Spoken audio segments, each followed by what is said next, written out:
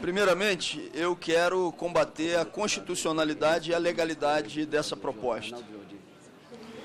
Matéria desse tipo é exclusiva e faço, detalhando no voto em separado apresentado, de iniciativa do Executivo. Ela não pode ser apresentada a partir de iniciativa de senadores ou de deputados federais. Essa inconstitucionalidade não poderá ser vencida pela deliberação dessa comissão e está claro que essa matéria vai ser judicializada. Se o governo interino quisesse ter a oportunidade de que essa matéria fosse apreciada, avaliada, teria que mandar um projeto próprio para a formação de comissão especial e para a deliberação do Congresso Nacional. O Senado Federal, quando incide sobre alterações relativas à Petrobras, o que está fazendo é capturar prerrogativas que são do Poder Executivo. Esse é o primeiro ponto. Segundo ponto, se ainda não fosse o primeiro real, o autor da matéria, senador José Serra, hoje ministro interino das Relações Exteriores, tem sobre ele uma denúncia que foi publicizada, e é importante que a gente repita isso aqui, que foi publicizada por Wikileaks, com interceptação e troca de comunicação entre ele e Patrícia Pradal, diretora da Chevron, onde ele diz que alteraria o modelo de exploração do petróleo, que trabalharia por isso, apostando na falência do modelo existente e no boicote ao modelo até então existente. Questionado sobre esse assunto na comissão especial, ele nega, mas essa comissão não pautou o requerimento para que Patrícia Pradal fosse aqui ouvida e que fosse feita uma cariação entre ela e o senador, então senador da República, hoje ministro das Relações Exteriores, José Serra. Então existe uma suspeita e um vício na iniciativa do senador. Mas tem mais do que isso. Essa proposta colide claramente com os interesses do Estado brasileiro. É verdade que nós precisamos ter a ampliação do controle social sobre os investimentos da Petrobras. É claro que é verdade. Ninguém vai tapar o sol com a peneira.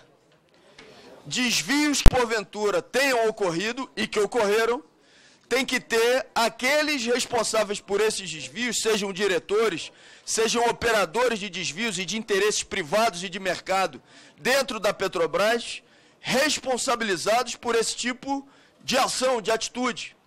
O que não se pode fazer é se aproveitar do momento de crise para que interesses escusos venham a prevalecer. Aqueles mesmos que hoje operam e trabalham para que a Petrobras seja privatizada foram alguns do que indicaram diretores que foram esses diretores flagrados em casos de corrupção dentro da Petrobras. Ou é novidade para alguém que Renan Calheiros, que Michel Temer, que Eduardo Cunha tiveram influência direta sobre a indicação de diretores da Petrobras? É novidade para alguém que eles tiveram influência direta sobre a indicação daqueles diretores, inclusive, que hoje estão sendo denunciados por corrupção? É como se eles dissessem, e o governo interino, que hoje é sustentado pelos democratas, que fez a indicação desses diretores para dentro da Petrobras, é como se eles dissessem: privatizem, porque senão nós não aguentamos, vamos desviar recursos públicos. É isso que eles estão dizendo. É isso que o PMDB diz e quem dá sustentação a esse governo nesse momento. Mas é mais do que isso. É a utilização do momento de crise para lucrar mais, para ganhar dinheiro, para entregar os recursos nacionais para interesses de operadoras internacionais. Sempre tem alguém se candidatando para ter os seus interesses viabilizados a partir de uma crise. Aqueles que fazem a defesa de um projeto neoliberal por convicção, a gente pode dialogar, sem concordar, mantendo a firmeza das nossas posições. Mas não é o caso, deputada. Eu estava dizendo que aqueles que têm uma defesa própria de um projeto liberal ou neoliberal, com esses, mesmo discordando, a gente tem a capacidade de ouvir e dialogar. Mas não é o caso do governo interino, mais especificamente do apoio que dá o PMDB a essa proposta. Esses agentes, o que querem de verdade é lucrar mais ainda com a crise instalada.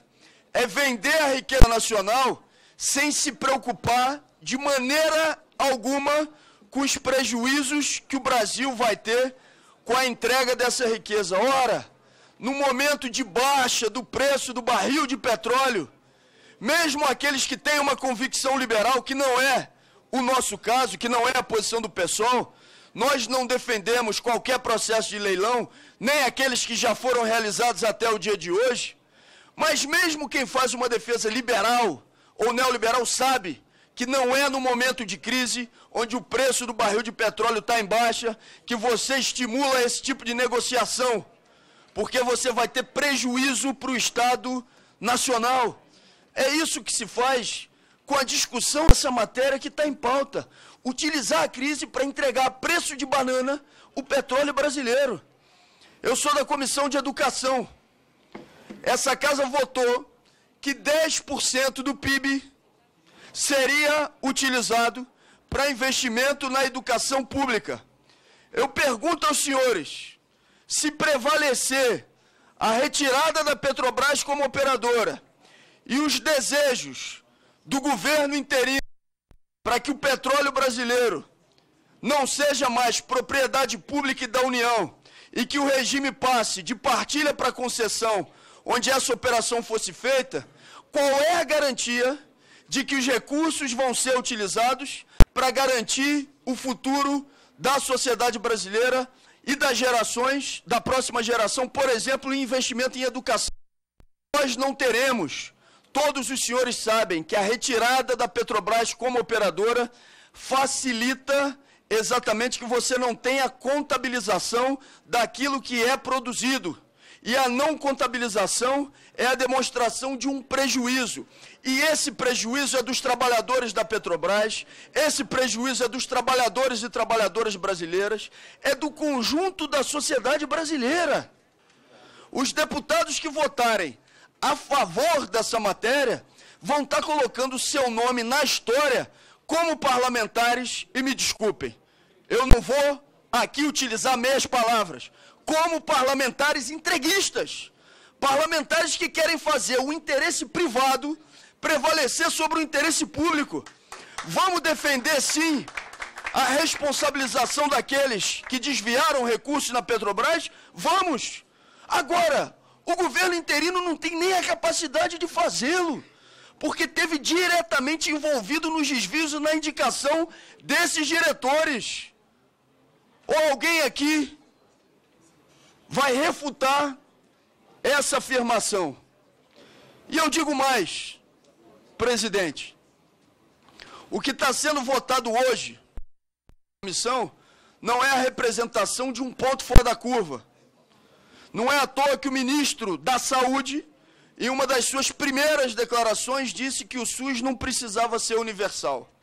Não é à toa que o ministro da Educação disse, numa das suas primeiras intervenções, que não via nenhum problema do pagamento na universidade pública brasileira. Não é à toa que o presidente da República, junto com seus principais colaboradores, em uma de suas primeiras intervenções, quer revogar o dispositivo que proíbe a propriedade total e restrita de terras nacionais por estrangeiros. É isso. Quer dizer que 100% do território brasileiro pode ser entregue a corporações internacionais para comprar as terras no Brasil? Está na cara que esse tipo de iniciativa é a defesa dos interesses e dos direitos de poucos, em detrimento dos direitos e dos interesses de muitos. Alguém tem dúvida que a cúpula do PMDB nacional vai lucrar e muito com essas privatizações? Com a privataria que está sendo aqui consolidada? Alguém tem dúvida disso? Aqui o que se fala não é simplesmente numa teoria de livre mercado. As mãos do mercado que tudo acertam, não.